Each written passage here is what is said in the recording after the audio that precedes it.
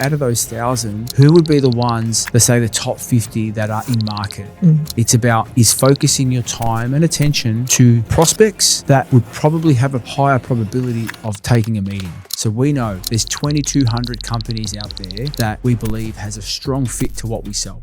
And at the moment, I think there's 292 that are sitting in there, that there are various triggers that are giving us some form of relevance. In a world of AI, in a world of information is becoming really easy to access, unfortunately, people are using that to mass message. Yeah, so much noise. 25 to 30% ain't going to be looking for what we sell today. We have to be able to stimulate the conversation to create relevance and then help them build that business case. That's where the hard work starts. Welcome back to the Revenue Leaders podcast. Today, it's just Louis and I. We've kicked Dave out. We want a bit of space to talk about sales because like Luigi says, he doesn't sell. I don't know if you heard him in the background there. But today, Louis, I actually want us to sit here and unpack the modern outbound motion. And so before, or for those playing at home, modern outbound motion, what does that mean? Okay, so we've all seen the thought of outreach, like, hey, we're going to cold call, we run an omni-channel play, we might reach them out on LinkedIn. And that's worked for such a long time. But I think the shift that's definitely occurred. And again, why I love some of the tools out there is the modern outbound play is about being a bit more thoughtful when you think about your list. So when you think about, hey, we're trying to reach out to accounting firms, for example, and there might be, say, let's round number 1,000. It's about trying to say, right, out of those 1,000, let's actually start to use some tools to give us a bit of a heat map to who would be the ones that say the top 50 that are in market. It's about the modern outbound play is focusing your time and attention to prospects that would probably have a higher probability of taking a meeting. Yeah. And that is this whole build that we've been working on at CoachPilot is we are literally watching every one of our prospects in our serviceable, obtainable market. So we know there's 2,200 companies out there that we believe has a strong fit to what we sell. And we've literally mapped every single one of those companies and we're watching them. And at the moment, I think there's 292 that are sitting in there, that there are various triggers that are giving us some form of relevance. Now, are they all ready to talk to us today? No, because there's some secondary research that we need to do before saying, yep, this is the right time for them. But this is, for me, the modern outbound play is not about just saying, right, I've got my ICP, there might be 1,000, I'm going to start reaching out to every single one of them. Yeah. Right? It's about being a bit more intentional about who we reach out to in that list so that we're getting a higher level of conversion on the outreach. That's so good. So on that, I was actually talking to someone the other day on, it was just trying that. I had like a lead generation tool that was like, I'm going to build out these leads. I'm going to send out all these emails. Nothing came back for them. For like, if I was like, right, I've built lists before, Louis, I've done this, you're talking about triggers, you're talking about this, like, you've got this bigger list and you've made it smaller. Let's get really, really tactical here. Yeah. To make that list smaller, to look at the triggers, like what are some of the, I guess, ingredients of that? What is the tech? How do you put thought into filtering that list to those who are more likely to buy now? Yeah, so there are some other, just before I jump onto that, so there's some Firmographic and Technographic filters that we're looking to add to that list, right? Yeah. So obviously the geography, employee size, they're critical. So there are some that are selecting out. So that's how we're getting that list tighter. But even the technographic components are really important. We are trying to assess what CRMs companies are having because obviously there's 3 key CRMs that we work with today. So we are trying to focus our attention on the ones where we can really work with today. So that's a filter that we're using AI tools to try to help us select those companies. And it's great. Like it's doing some research and saying, hey, based on some landing pages, they're using HubSpot code or this or that. Great. And it's pre-populated that information for us. Now, what in the event that we can't get that info, this is why the modern outbound play is not just about saying, if I call company X tomorrow, they don't take a meeting and that's a failed attempt. It's about changing our perspective and saying it's not a failed attempt if I can get some information from them. So they say to me, hey, I'm on Dynamics. Great, but they might not take a meeting. At least what's happening is now I'm updating my master list with more information because then the next time I reach out to them, I can change my perspective and make it a lot more engineered to what suits them today. Yeah? I love that. And this is also why I think we've got to shift our mindset here by just because we don't get a meeting, we shouldn't think that it's a failed activity. No, step one. Correct, because it's all about capturing more information. And the more information we can capture about our audience, then the more we can tailor our message to make it even more relevant. Because in a world of AI, in a world of information is becoming really easy to access, unfortunately, people are using that to mass message. Yeah, so much noise, way too much noise. So it's actually going to get harder to penetrate. So we have to be smarter in the way that we're interpreting information and delivering that information to our prospects. Yeah. Because to create awareness, it's going to get harder. I'm not saying it's impossible. We're seeing this right now. Like we are literally calling, prospecting, via email, phone, going to events. We are trying as hard as we can to get our targets to become aware of who we are. Some are working, some are not, right? But ideally, this is the key for modern outbound. It's about going, right, I want to be watching every single possible prospect in my world and looking for certain things that make it completely relevant, really hyper relevant for me to reach out to them today. Yeah. Right. And there are some key triggers. Like you should already have that as part of your playbook. So if you haven't got that, you need to go back a step in your playbook and say, when I build my ICP, what are the triggers that make it relevant for them? Yeah. Yeah. And then once you define those triggers, you can go, great. And look, we've doing it with, a partner at GT where, it's a sustainability and there's some reporting requirements. It's a perfect trigger. And it needs to waterfall off that. This is exact. That's why every industry will have certain nuances around triggers that you need to identify and then build off the back of that. So tactical, really understanding your market. Have to. Understand what those triggers are. So then their events, whether it's internally at an organization or at a macro level as well, to be able to monitor and create a visualization around that. And not everyone has a lot of tools on this, but I guess if you time block, if you need to do it a bit more manually, it should really be that mix of human and non-human sort of motion. And then going back to what you were saying there, just mirroring this is, a one contact where it doesn't lead to a meeting isn't necessarily not a failed attempt. Yeah. And I think that, again, we just got to change our mindset on it. And there are some really good tools now, and we're using it. We've got our own CoachPilot portal that's got all of our prospect information, and we have an API with a tool called Firmable. We've got a couple of APIs with a few tools. But what that's doing, that's dragging in some of that intent information. Yeah, saving a bit of time, Correct. But to your point, gives you a view. But before we reach out to any prospects, even if it says, hey, there's been a C-level exec move, that's one of the triggers that we're monitoring, right? There's been an exec move, or they might have been in the news. We're not just saying, right, yep, reach out. We're just validating that. And this is the human step. So AI can help with a whole bunch of stuff, but I would always advise is before, even if you've got Claude, whatever you're using to do some preliminary research, just check it. Because sometimes, I don't know if you've seen this, you'll ask Claude, hey, where did you get that link from? And it actually responds and says, well, I kind of made it up. I don't know if you've seen that. That response is like, well, or I didn't open the document, so let me open it. Oh, okay. I just assumed that's the outcome. So the confidence of AI. Absolutely. You just got to second check. And I think this is where a lot of people are going unstuck, right? They're not doing that final check before they're reaching out. Yeah. You've got to do that last minute check, because the last thing that you want is if you don't, and you reach out to the prospect and they're like, this is not relevant, or this is I get a lot of those. Yeah. What will happen is you're killing that level of trust. We know speed of trust is super important today, more than ever.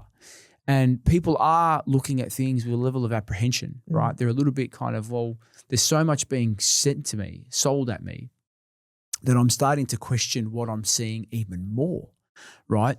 So if you've got a tool doing that research, great. Most sellers, I hope all sellers, will have some form of tool that's enriching some information, that's giving them that surface level to help them develop their point of view. But that manual step should never be replaced. Yeah. Do that final manual step yourself. Pardon the interruption. I'm Luigi, one of the co-hosts here at Revenue Leaders. You'll notice we don't run sponsors or ads on Revenue Leaders. This show is free. Our goal is to help you grow revenue and build your sales system that you can rely on. We do have a favour to ask though. If this episode gives you one clear idea that you can use, do these two things. First, share it with one person, a founder, a revenue leader, or a rep who wants to grow their business. Just one. That's how the show grows. Second, grab free access to our vault over at CoachPilot.com/vault. Inside, you'll get the frameworks, templates, and short courses we use with clients to help them scale pipeline and increase win rates. So the deal is simple. If you get value, share the episode with one person and go to CoachPilot.com/vault to get the tools to put this into action. All right, let's get back to it. One of our clients, Sprint Suite, their reps, before they call, if any SDR, before they call any prospect, they're jumping on their website just to confirm, even though they've got their lists that are getting pre-built, they're jumping on, they're looking at some photos of past projects just to double check before they pick up the phone, right? So again, for me, modern outbound motion should be, we should all be hunting our target list. We shouldn't be outside of that. We should have a clear view on that. We should literally wake up and go, right, I can see it. It's actually prompting me. 8 o'clock in the morning, we get an email. We all get it. In CoachPilot, it said, hey, these are the signals that we found. And I go and check. And I'm like, yeah, this is okay. This is not strong enough, right? And I'm constantly busting Dave's balls to say we need to keep getting it better and better, right? So that for me that's the very, very first tactical change that if you're not doing it, you need to do. You need to have your targets on a list and you need to be using some tool to be enriching that. And that doesn't cost that much, right? Like, I mean, you know. It's a couple $100 a month for us. Yeah, exactly. So, and it shouldn't, even for those in enterprise where you're thinking like, oh, it takes us ages to get stuff through, that sort of thing, you could probably start to do pretty quickly. You know, modern outbound be on the list as well. Like, you know, I think then you have to move into events, that outreach, nurture. You know, break that down for me, because we actually had a good story this week. I got you on a call to help me close a deal, which thank you, by the way. But with that, like the decision maker actually talked about his journey with us. And to me, I was just like, great. I'll close this in a week. Turns out, not really. This has been building in over the back, a year, invisibly to us. You know, well, not invisible because we've had those interactions, but you know, break down that for me, because essentially he had a whole experience without, you know, us pushing. Correct. To. But that's a relationship funnel that we talk about, right? And for me, that goes, it's side by side with your outbound motion, and we're doing it. So he came in via the book. He read the book, he listened to the audio, he was like, yeah, this is great. It's making sense. He then scanned the QR code, went into Growth Forum community, jumped onto a couple of our calls, had a look at our resources. So that trust was built over a significant period of time to then have a couple of calls with you to validate his problem statement, and then he's moved forward, right? So that period of time. Now, that is the exact play we've got our top 100 prospects identified. We're getting our books ready, messages put, right? And we are literally doing, this is what modern outbound looks like. It's a combination of online, offline, right? Our great friend Phrase talks about it, right? He talks about the human, non-human touch. Phrase, I'm going to make sure I text you that part of the episode. But it's super important, right? Because what you're trying to do is, we know, and the marketing rule of, 7, 20, 30, whatever it is, that people need to see the same message multiple times before they take action. it's no different to what we're doing in B2B selling. If we send a book, or we might send something in the mail, we're sending an email, we're going to an event, we're showing up in places that they show up. Yeah. And we are just trying to show a point of view, continue to show up so that we can build value, we can build a relationship. Hey, I had it with a gentleman I cold called with Dave last week. We cold called him, ended up speaking to him the other day on Tuesday. And in fact, he mentioned, I heard you on a podcast, right? I've been following your content. So the cold call might have sounded successful, but it actually originated months prior. Yeah, trust starts in those, like even when you don't know that it's happening, because, you know, they're not going to necessarily like your post on LinkedIn. They're like one of the ones where it's kind of influenced, so that they're scrolling past, they might stop for a bit, but then that in itself is like a soft introduction to you. And really it takes a while until like you got to build up to like Louis. But I think, you know, this comes back to, if I think about what we're doing differently today to what we did last year, from an outbound motion perspective, yes, we had some great tools and we were building lists, but now we are going to that next level of our list to really start tracking the triggers we're ranking them from first party to sort of the ones that, they're okay. It's not strong, but it could be enough. And we are really thinking about capturing as much information about our targets and ensuring that we are being very intentional about only focusing on our targets, right? Yeah. And that's key. So I think you can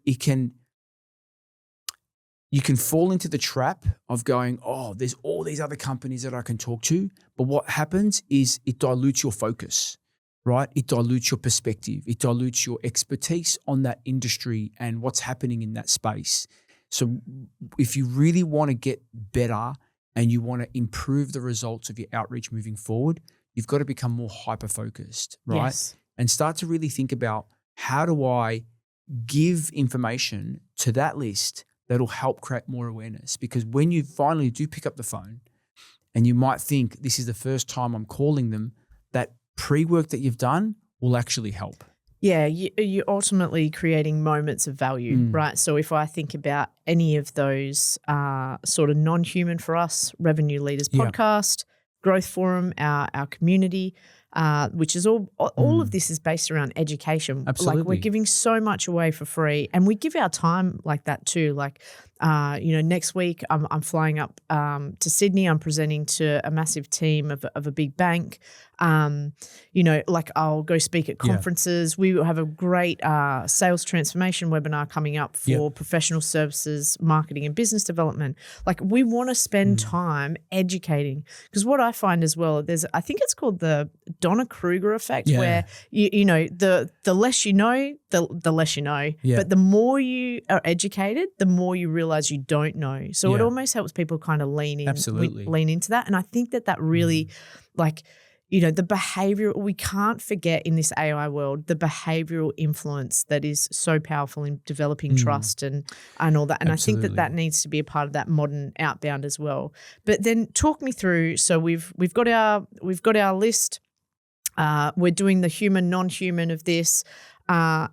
Then we get to essentially cold call or outreach, and then someone on that list, because we've waited for those right moments, they've booked a meeting. Like tactically what do we do there? What do we do there differently, I guess? I guess, once you've got the meeting, it's where your sales process kicks in. Yeah. It's where you want to deliver the best possible experience to them and deliver insight, seek understanding from their perspective of what's working and what are some of the gaps. I had a call today, which was, 4 different stakeholders from different parts of the world. And, it was a fact-finding session, but it was also an insight-delivered session. So I was delivering insight based on a problem statement that I know they were trying to tackle. And we got to a point of alignment there. This is actually something that we want to look into further.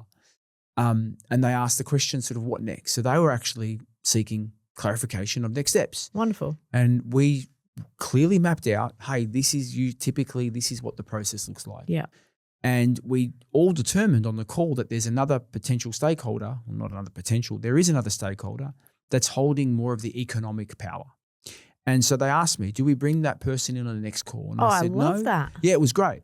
And we we were collaborating. Yeah. But this is the power of making sure your process is mapped out. Yes. And we spoke about, well, before we get them, let's actually scope it out. Let's get our understanding of business case and get them to validate. And get everyone prepared. Correct. Oh, so that's we've so got good. that. We've actually got a very clearly defined action plan, right?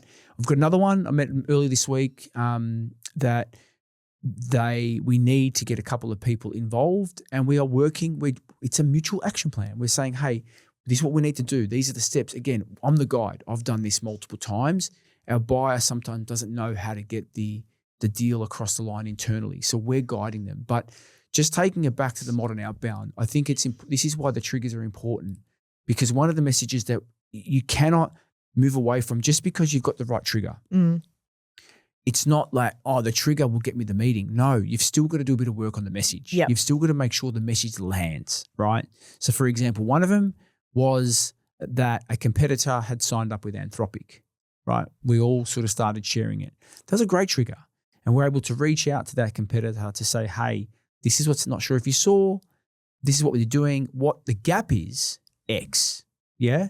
And so that for me is making sure that you're using a trigger, you're putting the message in and making sure you're showcasing them why this could be relevant for them and potentially what's the learning they could take away from it. So this is the human component. Yes. You can go to AI, you can prompt AI to create the message, but you've got to be very careful that it doesn't sound like another AI message and you're not putting any thought to it, because without that level of thought and thinking, the receiver is just going to look at it and they're just going to glaze their eyes over it. Yeah, I think what was it? 1 in 20 odd on LinkedIn for mine was personalized when I was on holidays, right? And so and then the other piece, I'm putting it out there right now. I used to love an M-dash. I'm a very emotive writer. Regan, bust my balls on M-dashes. Kill the M-dash now, people, because as soon as I see it, I'm like, you haven't even edited this so from my AI. task for you is every one of you need to email regan@coachpilot.com and put M-dashes everywhere. No, Thanks very much. I think this is, for me, Riggs, like the outbound motion, like we are tracking all of our lead sources. And yes, inbound is key. Yep. Partners, events, etc. But outbound will still play the dominant lead channel for us. 100%. It's absolutely critical because we know that doesn't matter what we do to stimulate the market. Out of the 2,000 prospects that are out there, 25 to 30% ain't going to be looking for what we sell today or this year. So we have to be able to stimulate the conversation to create relevance and then help them build that business case. That's where the hard work starts. And over time, like any of those that fall out, I see it as like an ecosystem, right? Correct. So like it will just be cyclical. They'll come back if they need it. Yeah. And that will compound over time. Eventually, if you get your outbound right, it will end up compounding your inbound and other, your referrers and all of that sort of stuff. But outbound and this modern outbound needs to be the priority for today.